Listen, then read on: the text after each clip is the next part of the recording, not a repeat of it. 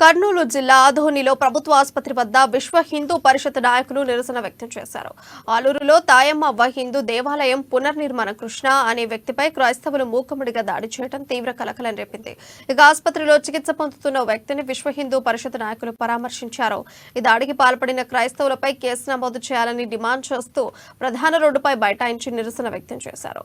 విశ్వ హిందూ పరిషత్ జిల్లా అధ్యక్షులు బసవన్న గౌడ్, బీజేపీ జిల్లా అధ్యక్షులు కునికిరి నీలకంఠ నాయకులు ఈ నిరసనలో చేపట్టారు. ఈ దాడికి పాల్పడిన క్రైస్తవులు బహిరంగ క్షమాపణ చెప్పాలని డిమాండ్ చేశారు.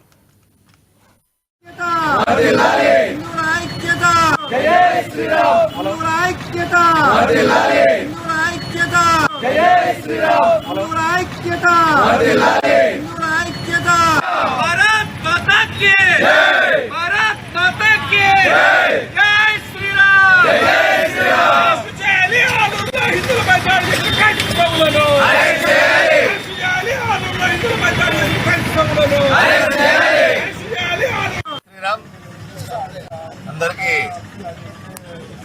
ఈరోజు ఆదోని పట్టణంలో ఏరియా హాస్పిటల్ బయట రస్తారోకో కార్యక్రమం జరుగుతుంది. దీనికి కారణం వచ్చేసి గత కొన్ని నెలల కింద ఆలూరులో ఏదైతే తాయమ్మ దేవాలయం ధ్వంసం చేసినటువంటి సంఘటన ఉంది, దాన్ని తిరిగి పునర్నిర్మించిన హిందువులు, దాన్ని ద్వేషంగా పెట్టుకున్నటువంటి లోకల్ స్థానిక క్రైస్తవులు ఈరోజు ఒక వ్యక్తి చూసి ఒంటరిగా ఉన్నాడని చెప్పి ముక్కుమ్మడిగా 10-20 మంది కలిసి క్రైస్తవులు దాడి చేసినటువంటి సంఘటన.